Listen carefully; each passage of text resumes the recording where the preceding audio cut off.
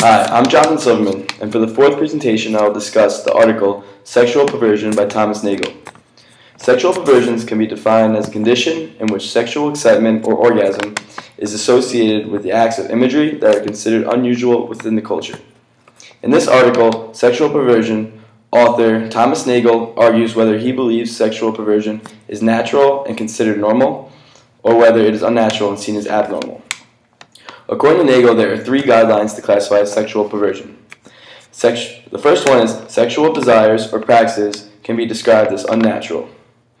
2. Certain practices will be perversions, including objects such as sadism or objects such as a shoe with a shoe fetish. The last one is that if there are any perversions, there will be unnatural sexual inclination.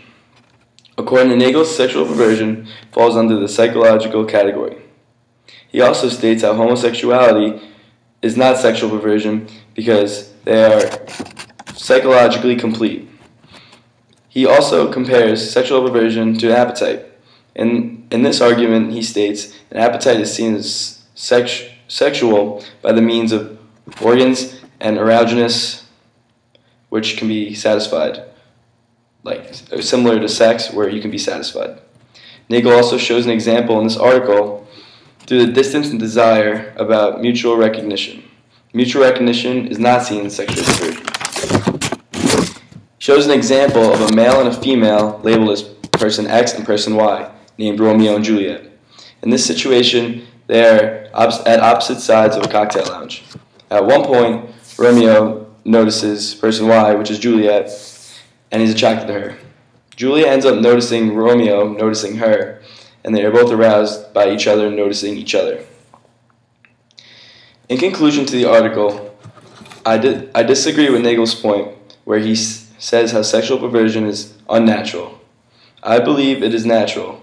If an individual has a sexual urge that is not in his control and a message is sent to the body leading to arousal, there is no way someone can control it. I don't understand how this can be seen as an unnatural feeling. This is the same signals that people receive which would lead to masturbation.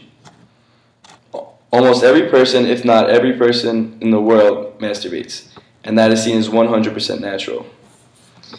If an individual has his own fetish and is aroused by whatever he pleases, and he isn't harming anyone, I don't understand what the point is in arguing about it being unnatural. After all, people in other parts of the world and in other cultures can see something that we see as different, as unnatural, that they see as natural, and what we see as something they do as natural, which we can see as unnatural.